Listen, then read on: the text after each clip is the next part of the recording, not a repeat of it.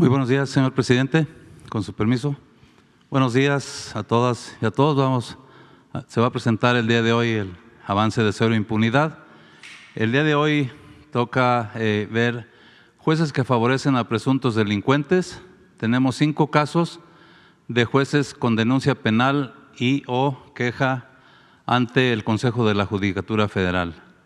8 casos de jueces cuyas resoluciones fueron impugnadas por el Ministerio Público y algunas resueltas favorablemente por el Tribunal de Alzada. 8 casos de magistrados y jueces que ante la comisión de delitos graves se oponen a la aplicación de la prisión preventiva oficiosa como medida cautelar. Y por último, el caso del secuestro, tortura y asesinato del hijo del poeta y activista social Javier Sicilia. Adelante. Adelante. El primer caso del juez de control en Querétaro, Eduardo Alberto Osorio Rosado.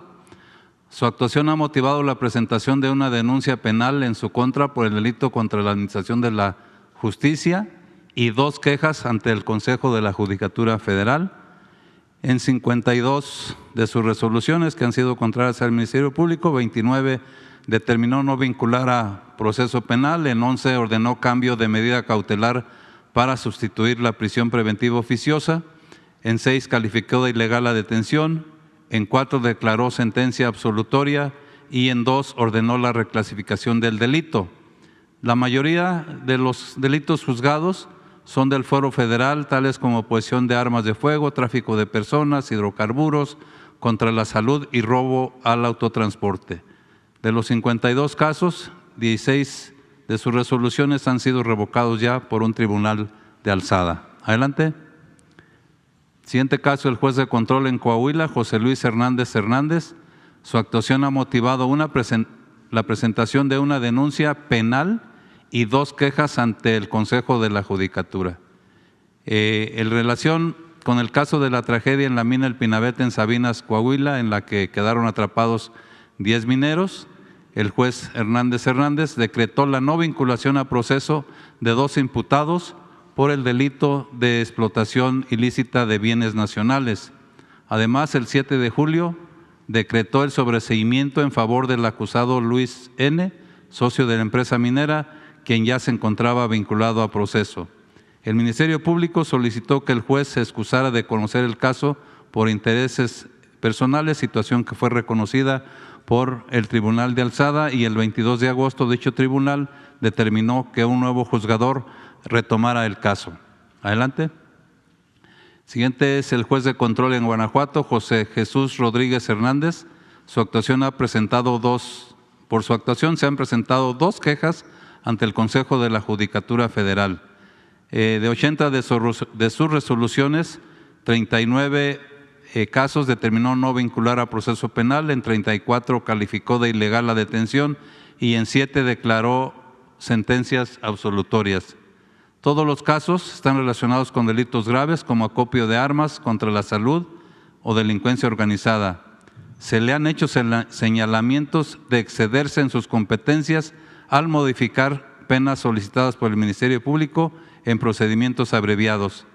En audiencias públicas ha emitido expresiones ofensivas contra los fiscales por no solicitar menor tiempo de castigo a los acusados. Siguiente. Es el juez de control en el Estado de México, Daniel Ramírez Peña.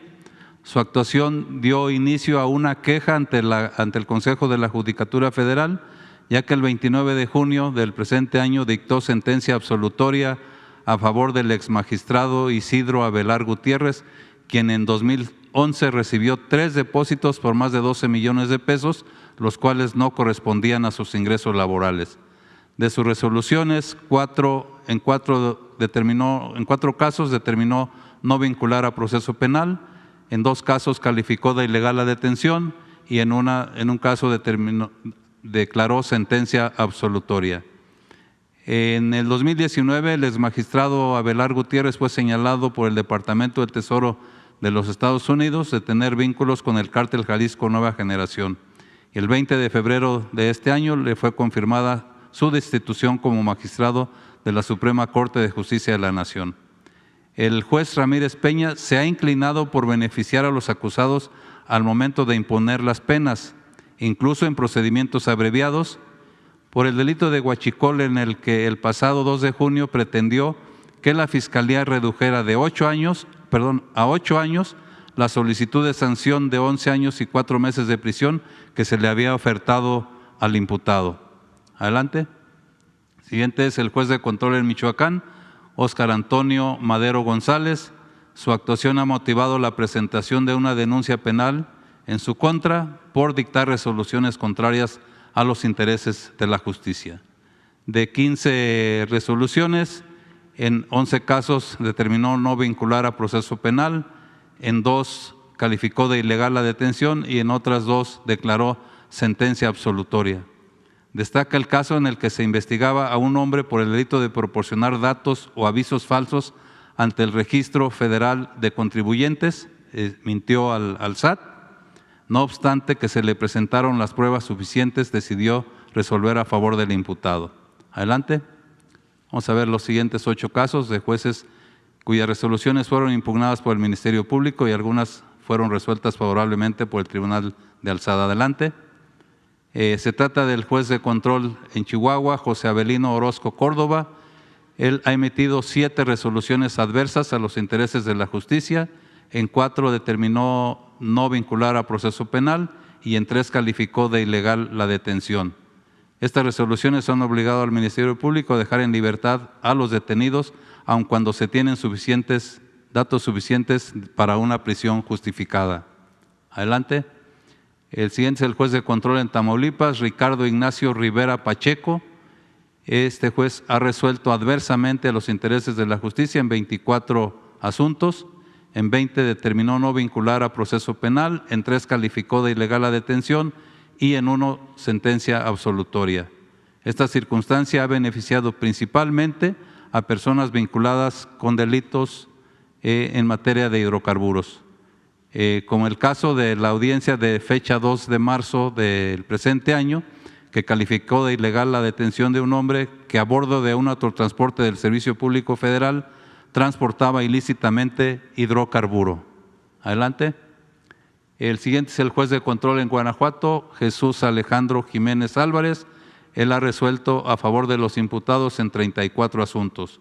En 15 casos determinó no vincular a proceso penal, en 14 calificó de ilegal la detención y en 5 sentencia absolutoria. Destaca el caso en favor de un hombre que se le detuvo en posesión de cartuchos para armas de fuego exclusivos del Ejército y calificó de ilegal la detención realizada por elementos de la Guardia Nacional. Adelante. Siguiente caso, el juez de control de Michoacán, Marco Antonio Torres Reyes. Él ha emitido 22 resoluciones adversas a los intereses de la justicia. En 9 casos determinó no vincular a proceso penal, en 10 calificó de ilegal la detención y en 3 determinó sentencia absolutoria. Un ejemplo es que calificó de ilegal la detención de un hombre que portaba 3 armas de fuego con base en apreciaciones subjetivas y descalificando el informe policial. Adelante. Siguiente caso, el juez de control en Sonora, Enrique Hernández Miranda. Él ha emitido 13 resoluciones desfavorables a la justicia.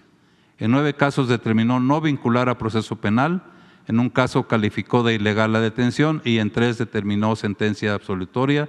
Un caso relevante fue que en la audiencia del 19 de julio del presente año determinó no vincular a proceso a un hombre investigado por el delito de tráfico de migrantes agravado y cohecho, quien a bordo de un autobús transportaba a 116 personas originarias de Guatemala, Honduras y El Salvador, y de los cuales 37 eran niñas, niños y adolescentes. Adelante. Siguiente caso, el juez de control de Puebla, Jorge Eduardo Ramírez Telles. Él ha resuelto desfavorablemente a los intereses de la justicia en 6 casos. En 2 determinó no vincular a proceso penal, en 1 calificó de ilegal la detención y en 3 sentencia absolutoria. Destaca aquí la audiencia del 25 de abril del 2023, cuando dictó sentencia absolutoria en favor de un hombre por el delito de portación de arma de uso exclusivo y posesión de cartuchos, quien fue detenido portando una pistola calibre 38 Super y en su vehículo transportaba 3 fusiles calibre 223. Adelante. Siguiente caso es el juez segundo de Distrito de Sinaloa, Pedro Jara Venegas. Él concedió la suspensión provisional para que se devolviera un inmueble en cuyo interior se había asegurado un laboratorio para la fabricación de narcóticos. Esta determinación fue recurrida ante el tribunal colegiado, quien determinó ilegal la decisión del juez Vargas Venegas. Adelante. El juez siguiente es el juez cuarto de Distrito de Amparo en materia penal en Nayarit, Francisco René Ramírez Marcial. Él concedió un amparo para la devolución de una aeronave que en su interior se habían localizado drogas y dinero, sin notificar a la autoridad responsable y ordenando el cumplimiento sin reservas de dicha sentencia.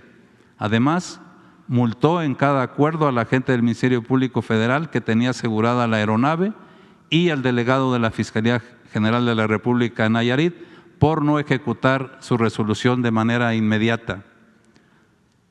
Se presentaron los recursos correspondientes ante el tribunal colegiado, quien determinó se repusiera todo el procedimiento del juez Ramírez Marcial por ser irregular. Adelante. Ahora 8 casos de magistrados y jueces que ante la comisión de delitos graves se oponen a la aplicación de la prisión preventiva oficiosa como medida cautelar. Adelante. Tenemos en este caso el magistrado Martín Soto Ortiz y el magistrado Rafael Remes Ojeda y el licenciado Ricardo Reyes González, secretario del tribunal en funciones de magistrado. Ellos integran el primer tribunal colegiado en materia penal del séptimo circuito. En un caso relacionado con un acusado por el delito de pederastía agravada, en audiencia del 21 de julio dejaron sin efecto la medida cautelar de prisión preventiva oficiosa, beneficiando a un presunto pederasta, pues a su consideración ello afectaba su derecho de libertad. Adelante. Los mismos integrantes de este tribunal, en este caso relacionado con un acusado por delito de homicidio calificado y daños, en audiencia del 27 de julio del presente año, cesaron la prisión preventiva oficiosa a favor de un presunto homicida, pues consideraron que se le causaría un daño a su derecho a la libertad. Adelante. Relacionado con un acusado por el delito de homicidio calificado, el juez Luis Rafael Bautista Cruz, juez tercero de distrito del séptimo circuito del estado en Veracruz, el 4 de agosto determinó dejar insubsistente la prisión preventiva oficiosa impuesta a un presunto homicida para que el juez de control le imponga otra u otras medidas cautelares. Adelante. Aquí relacionado con un acusado por el delito de homicidio doloso calificado, el juez Rafael González Castillo, juez segundo de distrito de procesos penales en materia de amparo en materia penal en el estado de Veracruz, el 18 de mayo ordenó dejar insubsistente la prisión preventiva oficiosa impuesta a un presunto homicida para que el juez de control le imponga otra u otras medidas cautelares. Adelante. Aquí relacionado con un acusado por los delitos de homicidio doloso calificado y pederastía agravada, la magistrada María Elena Leguízamo Ferrer, el magistrado José Saturnino Suero Alba y el magistrado Antonio Soto Martínez, que integran el segundo tribunal colegiado en materia penal del séptimo circuito en Veracruz, en audiencia del 29 de junio del presente año, otorgaron un amparo a un presunto homicida y pederasta y dejaron insubsistente la medida cautelar de prisión preventiva, pues a su consideración dicha medida vulnera los derechos humanos del detenido. Adelante. Relacionado con 2 personas acusadas de secuestro agravado, los mismos magistrados, en audiencia del 15 de junio del presente año, otorgaron el amparo a 2 presuntos secuestradores, a quienes le revocaron la medida cautelar de prisión preventiva oficiosa, pues a su consideración violaba sus derechos humanos. Adelante. Aquí relacionado con un acusado por delito de secuestro agravado, los mismos integrantes de este segundo tribunal, en audiencia del 30 de marzo del presente año, otorgaron el amparo a un presunto secuestrador, cesando la prisión preventiva oficiosa, ordenando la imposición de otra u otras medidas cautelares. Adelante. Relacionado con 2 personas acusadas de secuestro, los mismos integrantes de este segundo tribunal colegiado, en audiencia del 31 de mayo del presente año, concedieron el amparo a 2 presuntos secuestradores para revocar la medida cautelar de prisión preventiva oficiosa, pues a su consideración era contraria a los tratados internacionales. Adelante. Gracias, general. Muy buenos días a todas y a todos. Con su permiso, señor presidente. A continuación presentaremos 3 casos donde el actuar de los jueces o magistrados del Poder Judicial han evitado el avance de los juicios o procesos penales, generando retraso en la impartición de justicia y, por lo tanto, impunidad. Se trata de asuntos de grandes contribuyentes que han afectado la posibilidad de financiar programas de bienestar y obras de infraestructura por alrededor de 80,000 millones de pesos, lo cual equivale, por dar algunos datos, al presupuesto de Jóvenes Construyendo el Futuro durante 3 años y medio, o aumentar un 25% el apoyo a todos los beneficiarios de la pensión de adultos mayores. Es decir, si este puñado de personas pagara lo que corresponde, mejorarían los programas sociales y tendríamos más obra pública. Iniciaré con el primer caso. En coordinación con la Fiscalía General de la República, enfocamos esfuerzos para integrar 17 asuntos de grandes contribuyentes que adeudan al pueblo de México más de 55,000 millones de pesos. En dichos asuntos, los jueces han retardado indebidamente la impartición de justicia, pues en 14 de estos 17 casos no se ha permitido que se realicen las audiencias necesarias para que las investigaciones se transformen en procesos penales, obstaculizando así la recuperación de por lo menos 54,000 millones de pesos de todos los mexicanos. Es decir, en el 82% de estos casos, integrantes del Poder Judicial Federal han impedido que se abra la puerta al proceso penal y, por lo tanto, impedido que se haga justicia. El esquema es el siguiente: se han presentado las denuncias y querellas, a partir de ello el Ministerio Público integra una carpeta de investigación, posteriormente solicita al juez de control que cite a los imputados para que tenga verificativo la audiencia inicial. Esta audiencia inicial debería llevarse a cabo dentro de los siguientes 15 días a la solicitud que realice el Ministerio Público. Sin embargo, los jueces de control no agendan las fechas ni la hora para la celebración de la audiencia inicial. En ocasiones lo han hecho 18 meses después.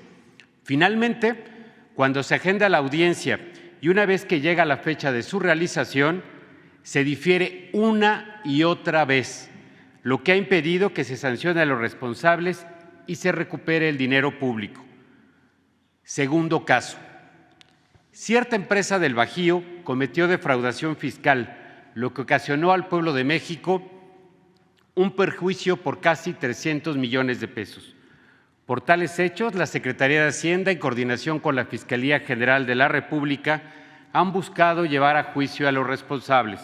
Sin embargo, dicho fin se vio obstaculizado por el actuar del juez Eduardo Alberto Osorio Rosado, quien reiteradamente ha emitido resoluciones contrarias a la ley. Este juez sistemáticamente emite fallos que ignoran los argumentos de la Secretaría de Hacienda, puesto que sostiene que esta Secretaría no está facultada para defender los recursos del pueblo y, por ende, desconoce nuestra calidad de víctima y ofendido en el proceso penal. De igual manera, ha resuelto ignorando criterios y resoluciones previas de los tribunales de amparo y de otros juzgados, incluso en contra de criterios de la Suprema Corte de Justicia de la Nación. Hasta el momento, los abogados hacendarios han logrado revertir sus determinaciones, pero esto no lo exime de su responsabilidad. Ante ello, Trabajaremos para presentar una queja administrativa, incluso una denuncia, porque estas conductas podrían constituir delitos cometidos en contra de la Administración de Justicia. Tercer caso. Una empresa de gran tamaño, con presencia nacional, fue fiscalizada durante los años 2010, 2011 y 2013 y se encontró que dejó de pagar impuestos por más de 25,000 millones de pesos. Esta empresa, abusando de su gran estructura corporativa, ha operado diversas estrategias legales para impugnar y retrasar la emisión de una sentencia que le obligue al pago de impuestos. La Suprema Corte de Justicia de la Nación tiene un papel fundamental en estas estrategias, pues esta empresa solicita de manera frecuente el ejercicio de la facultad de atracción de sus asuntos con el pretexto que son novedosos y que son relevantes. No obstante, que ya existen jurisprudencias y precedentes de que el tema tiene que ser resuelto como lo han resuelto ya los tribunales colegiados por distribución de competencia conforme a nuestra Constitución. Estos 25,000 millones de pesos no han podido ser recuperados. Desde hace 13 años se han interpuesto diversos juicios y se han retrasado los litigios. Y en particular, en los últimos 8 meses, el ministro Luis María Aguilar Morales, quien, con el pretexto de la excepcional facultad de atracción solicitada por parte de la empresa, pidió al Pleno de la Suprema Corte analizarlos y ha sido omiso al resolverlos sin causa justificada. La Suprema Corte de Justicia de la Nación ha sido omisa, como mencionaba, en resolver este asunto. Retrasar indebidamente la resolución del asunto atenta no solamente contra la Constitución Federal, contra la propia naturaleza de la Suprema Corte de Justicia, que debe impartir justicia, sino también en contra de los recursos de todos los mexicanos. Anunciamos que frente a esta actuación, el Gobierno federal presentará una queja en contra del ministro por este actuar. Este estilo de actuación selectiva, dirigida y controlada en la Administración de Justicia debe erradicarse de nuestra nación para beneficio de todos los mexicanos. Es cuanto, señor presidente. Es muy importante lo que se dio a conocer hoy sobre el ministro de la Corte, que lleva 8 meses con un expediente guardado, que implica el que se resuelva a favor o en contra, pero que se resuelva un asunto de ¿cuántos? 25,000 millones. 25,000 millones. El señor Aguilar, ¿no? Luis María Aguilar. Fue presidente de la Corte. Pues pidió él ese expediente, según nos informa el procurador fiscal, lo pide para guardarlo. Lo tiene 8 meses y no resuelve, porque se trata de 25,000 millones de pesos. Es el presupuesto de un estado de la República. Puede ser el presupuesto de Baja California Sur, puede ser el presupuesto de Tlaxcala, el presupuesto de Zacatecas, de Campeche, 25,000 millones. Y no resuelve, y lo tiene guardado. ¿Y dónde está la justicia pronta y expedita? Tiene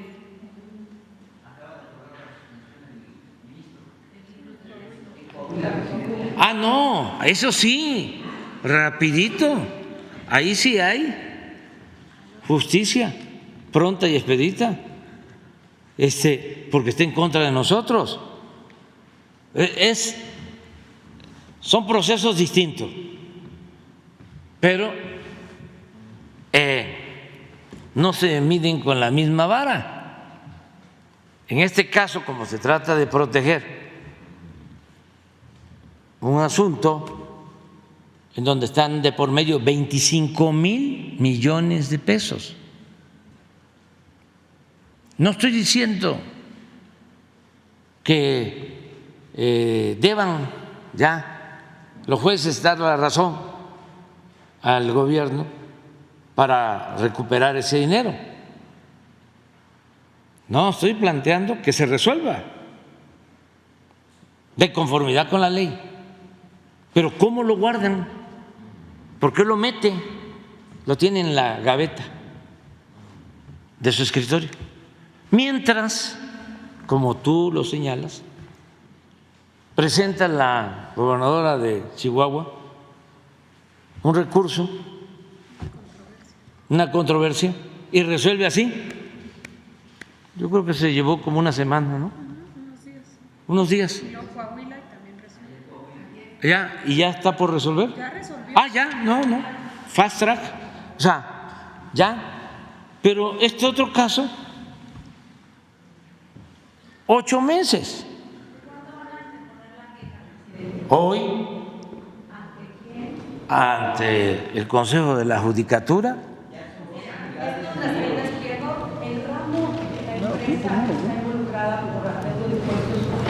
No vamos a hablar de eso porque es un asunto, no, es un asunto que tiene que ver con el debido proceso, si no por ahí van a decir que nosotros alteramos el procedimiento. No, es que tienen ellos un asunto desde hace 8 meses, este ministro, ¿sí? Y no creo que no haya tenido tiempo, porque 8 meses. Lo hizo con toda intención. Ah, claro, que hay un interés de por medio. ¿Está cercano el ministro a la empresa? ¿Saben? No sé, pero eso ellos pueden explicarlo. Él mismo podría decir la Suprema Corte, porque a lo mejor sí lleva mucho tiempo, ¿no? Es un asunto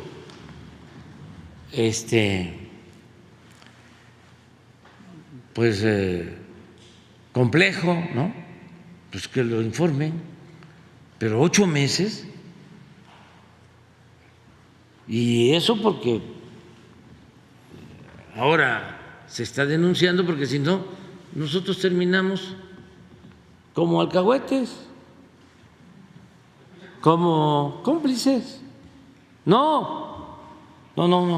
Si no se da a conocer, pues ahí se lleva pues el resto del año. Ojalá ya resuelvan, porque se trata de 25,000 millones de pesos